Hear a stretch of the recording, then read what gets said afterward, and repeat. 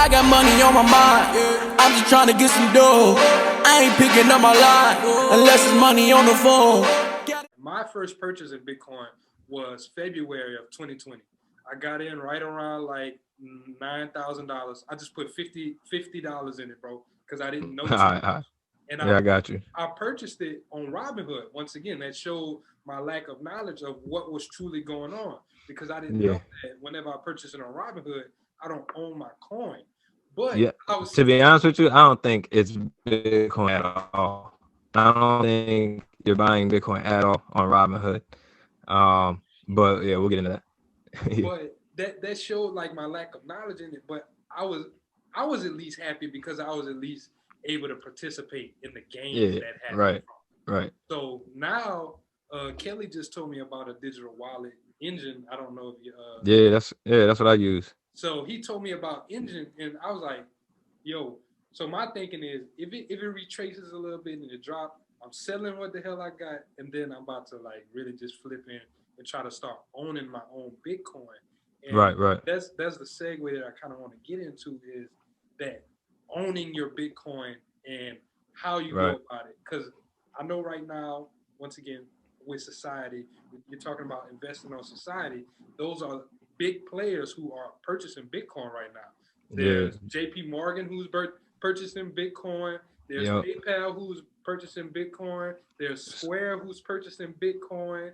Grayscale been buying it up like crazy. Hell yeah. Sony's allowing you to buy in games and shit now with Bitcoin. Same with Xbox. And there's certain retailers who's starting to get into this. So that's whenever I was like, yo, now is really the time. Like that first pump whenever it went to 20, like that just was like an eye opener. But now I think this is where Bitcoin is going to say, okay, this is where we're solidifying that we are part of the future of society. Exactly. Because you got the major players buying it, and that's what was necessary. Because I mean, look, when I first got in it, 3 years ago, I mean, any mention of Bitcoin on CNBC, they was laughing at it. Just get it out of here. What are y'all talking about? Like, let's get back to equities, the real thing. You on now is way different. I'm talking about $40,000 different. You know what I'm saying? Like they respect it like crazy now, and that's because it's just like I think the video you was talking about was the homie Pomp, right? It was like he was saying, there's gonna be a one day where companies gotta have Bitcoin on their balance sheet, because that's the way of the world. You're not gonna want to have dollars if it's just gonna keep deflating and keep depreciating out here, right? So yeah, I mean, we're definitely moving towards that. But as far as like, if you had a question on the wallet game, I don't know if you asked a specific question about it. I do want to get into that. Like, how do you the wallet game? Like, how do you control and own your own Bitcoin? Instead of just buying maybe on Square, instead of just buying on Cash App or like PayPal, how do I actually buy and purchase my own Bitcoin? Yeah, also, for sure. Can you expand on the point about Robinhood from earlier? Because that kind of threw me too. You was like, or not Robinhood, but on Cash App, where it's like you're not actually buying Bitcoin. Can you explain that? No, it is Robinhood. No, Cash App is legit. You are buying the real thing on Cash App, but with Robinhood, bro, I think you're getting exposure, right? It's basically a derivative. I don't really think you're buying the real Bitcoin. What I think the concept would be, Robinhood buys the Bitcoin when you buy it, so that it's, the derivative is backed by something. Now, don't quote me on this. I'm not saying that this is exactly what's going on, but I feel like that's what it is, because there's no reason why they wouldn't let you transfer it out. That's literally what crypto is about, is transferring. So if they really had crypto on there, you would be able to transfer in and out. So something tells me it's just cash derivative. But at the same time, that's not bad. Like that can be a good thing for people that want to get in it but don't want to get into the complexities of the ownership and the wallets and all that, right? So essentially what it comes down to is you got two options. I mean, yeah, we'll go with two options. You got two options. You could hold your coins on an exchange. So an exchange would be Cash App, Coinbase, Binance, Kraken, Gemini. All of these are exchanges, right? Same way with the stocks, you got TD Ameritrade and Robinhood. You got the brokers, right? So you could buy the coin and store it on an exchange, or you can buy the coin on the exchange and then send it to your own wallet. Now, the difference with that is with Bitcoin, with crypto, with 99% of crypto, but I'm gonna just say Bitcoin because I don't even really care about the rest of them like that. Bitcoin is the king, and that's what people should focus on. With Bitcoin, it's all about private key, right? Private key is what controls every single transaction. If you can't prove that you got the private key, now when I say this stuff, I think people might interpret like you actually got to plug in a number or you got to do some coding. Like it ain't that intuitive. The software stuff does it for us, right? But you got to have a private key for a transaction to go through. That's a key step for the blockchain to know that this transaction is valid. It checks that the coins that's trying to be sent is linked to that private key, right? So and a private key, I mean, there's so much to talk about, right? But in cryptography, in crypto terms, crypto is cryptography. It's how do you exchange messages over insecure channels. So how can I send something to somebody and be sure that they're gonna get it, and then how can they be sure that what they got was actually sent by me is actually the real thing? Nobody got in the way and stole it and then sent them a false message, blah blah blah. So how that is all achieved is through these keys, right? Like the same way you put a key to lock a box and then nobody can get in there. The cryptography functions off of keys. You lock a message with a key, and then only there's different types of cryptography, but essentially somebody else has to have that key to be able to unlock it. Just like a door, right? Mm-hmm. You lock your door when you leave because you know you're the only one with that key. So when you buy it on an exchange and store it on the exchange has the private key. And there's a phrase in crypto that if you don't own your private key, then you don't really own the coins. Just because like the private key is like your social security number of crypto. It's what lets everything happen. It's what defines everything. So the exchange has your private keys, right? Now what the risk of that is that they could get hacked, because if they don't store the private keys right, if they're not wiping their systems, and if they're not doing the proper security measures to make sure that your private key can't get hacked, isn't vulnerable, then somebody might be able to hack that exchange. So like it's a key thing to know with Bitcoin. Bitcoin can't get hacked. The supporting stuff can get hacked, but the blockchain itself is not going to get hacked. Now, can't is a strong word. It technically can, but it's not going to, and we can get into that. But that's the issue with holding it on the exchange, is that the exchange can get hacked. And then if you got your coins on that exchange, that hacker can take your coins and that's it. You know what I'm saying? It ain't like there's no FDIC and no SEC and this and that to go to and say I need my money back. You know what you signed up for when you walk into the wild world of crypto. And if you store your coins on an exchange, that could happen.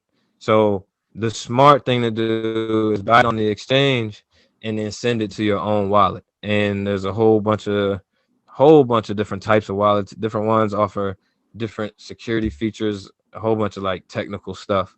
But like the one you mentioned, Engine, is really good. So you buy it on Cash App or Coinbase or whatever. Those fees are pretty high, by the way. So like Kraken is an exchange that is available to the US. And you can deposit US dollars into it. That's the thing. You always got to find the exchanges that allow you to deposit US dollar. Because you got certain crypto exchanges where you have to send in Bitcoin to even operate it. But essentially, you send it to your own wallet, and then now you own the private keys to that wallet, so you actually own those coins. Because when you start the wallet, the private key is a random number, and it gets real technical. I don't know how much time and how much y'all want me to get into it, but the private key is a really long string of digits, right? And like if you download the Engine app, right, when you go in there, it's gonna say create a new wallet, right? So you create a new wallet, it's gonna give you a seed phrase, which is, I believe, 12. I'm pretty sure it's 12 words, and that's a seed phrase, and that seed phrase represents your private key, because each word in that phrase is tied to a different string of digits and whatever, right? So that seed phrase is your private key. By you knowing that seed phrase, you essentially own your private key, because this is another key concept to understand that people struggle with. Like let's say you transfer your coins into the Engine wallet, right? And then out of nowhere, Engine wallet stops being supported and it goes away. You might think like, oh shit, my coins just evaporated. I don't got my coins no more. But that's not how it works. The wallets just give you access to the blockchain. The blockchain always exists. The wallets just give you access. So think of it like a street, right? Like it's a busy street with cars going on. In order to have access to that street, you got to buy a house on that street, right? Whether you are in a house on that street or not, that street is still going. But if you want to have access to that street, you buy a house on that street. So that's basically what a wallet is it gives you access to that street. The wallet doesn't own your Bitcoin. The blockchain owns your Bitcoin, and that Bitcoin is attached to the private key that you own. If that makes sense. Nah, you breaking it down really simple, and I'm following you, my brother. All right. I definitely didn't understand any of this beforehand. All right, good. Yeah. So I mean, it's key because but the thing is, the risk though is that if you lose that C phrase and then the Engine wallet does go away, all right, because how it works here, let me back up, I'll explain it. Let's say the Engine wallet does go away. You just download a different wallet. They got Electrum, Loaf wallet, straight up there's a wallet called just Blockchain. You download one of these wallets and then you can restore a wallet, and then it'll ask you for the seed phrase.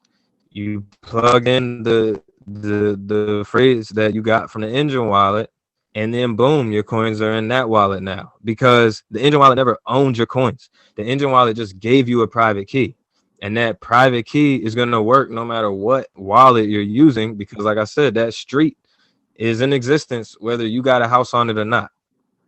So that's all it is, straight up. So question, is that the same thing for like offline wallets? Because I know there's offline wallets too. Yeah. That you can plug up into like your So that's a cold wallet, right? So Engine wallet is, you basically got three type of wallets. You got the hot wallet, and that's just an exchange. That's like the most vulnerable wallet you got, because you could also like Coinbase, right? If I get your login info, then I can go in there and send your coins to me, right? So like that's why it's also a risk to hold your stuff on an exchange, because there's a password type of situation that somebody could get easily. So you got the hot wallet, and then you got a hot software wallet, which is what the Engine wallet is. Now the vulnerability with that is kind of similar, where if somebody gets your phone, now they might be able to screw you. They might be able to do it, steal your coins, send them to somewhere else. But I mean, as long as you safeguard, and there's a rule with crypto, and obviously I violate that rule every day, but people can't steal what they don't know you have. So if you don't tell anybody, like if you buy Bitcoin and send it to an Engine wallet and you don't tell anybody, then nobody knows that it's there. You know what I'm saying? So they can't steal what they don't know is there. But like the Engine wallet has a password, so somebody could unlock the password, send it, so you definitely gotta protect yourself out there. But the risk is that there is no third party, right? Like with the hot wallets and the cold wallets. Oh shit, my fault. Let me rewind. So you got the hot wallet, and then you got the hot software wallet, and then you got the cold wallet. The cold wallet is like what you were talking about, like the ledger and the USB stick, and that it does exactly what the engine wallet does. It gives you a private key. It just is never connected to the internet, right? Like you plug it into your computer, you enter. It propagates the private key based on it being plugged up, and then it shows you what you have. But it doesn't connect to the internet. That's why it's a cold wallet. So it's the safest wallet possible. The software hot wallet is like the intermediary between the two, and that's like what engine and all that is. But yeah, I mean they function pretty similar. They give you a private key, and then you can take that private key to different wallets as long as you got that private key. But if you lose that private key, you might lose those funds. So that's the risk with it. Is you won't get hacked, but you got to manage it yourself. The other hand is you might get hacked by storing it on Cash App or whatever, but if you ever forget your password, you can send them an email like we do 10 times a day. Man, and see, you just opened up my eyes because I ain't gonna lie, my mom actually ended up hitting me up about some Bitcoin earlier this week, and she was asking me about buying it on Cash App, and I was like, I knew for sure with Robinhood you didn't own it, so I was like, I don't know, yeah, right, like with Cash App or whatever, and I'm glad that you're telling me that you can purchase it and send it to your wallet that way because I didn't know that, so I'm probably gonna use that. I mean, that's one of the biggest that's the biggest differential. Well, not. I take that back. That's definitely not the biggest differentiator. That's the biggest differentiator between like the. Damn, I don't know what I'm trying to say. All right, the Bitcoin functions just like stocks, but you can transfer Bitcoin, right? Like you can't transfer stocks. And now that's not to confuse people to say like the underlying value is the same because it's not. Like a stock is based on a company, Bitcoin is based on speculation and society. So I'm not trying to, make that false comparison. But the same way you buy a stock and then it moves up, that's exactly what Bitcoin does. But with Bitcoin, you can send it to whatever wallet you want. I can send it to you. You can send it to me. I can have 10 wallets and I can send a little bit to all from 1 to 9 to the other 9 wallets. It's all wallet based, and you can have as many as you want pretty much because the blockchain uses such large numbers, and I'm talking about like numbers that we can't fathom as how large the numbers are. So the chances of a private coin being repeated is basically impossible. So yeah, I mean you can have as many wallets as you want, and I usually suggest people to have multiple wallets. That way, if something does go wrong with one, it's not the end of the world. If you got all of your coins on one, and for some reason it gets hacked somehow, you might be very sad about that. But if you had a split across, you can manage. But I mean, I personally haven't had any problems. Knock on wood. I hope nobody try to come get me now. But yeah, I mean, I safeguard my private keys. And I don't keep them at my crib either. You gotta be real smart about it, because especially the more money you have, I'm talking about like there's people that with a lot of money, they'll like weld their private key into like copper and put it in a safe, and in that way, because safes ain't always fireproof. Sometimes the shit that's inside of it will melt, even though they call them fireproof. But if you got the joint out of copper, your private key is safe. Now, obviously, you only need to take that route if you got millions and millions of dollars worth. If you only got a couple hundred or 1,000, you don't need to be welding and trying to, iron or do copper and shit. But I didn't know it was that serious. Damn, this shit next level, bro. Well, it's because you gotta. It's the wild world of crypto, straight up. Like you gotta protect yourself, because there aren't those third parties that's there to do it for you, So I mean, and there are the third parties, obviously, like with the wallets or like with the exchanges and stuff. But even then, like the bottom line with crypto is what you signed up for. So If you screw up, if you lose money, if you lose something, it's on you. I got money on my mind. I'm just trying to get some dough. I ain't picking up my line unless it's money on the phone.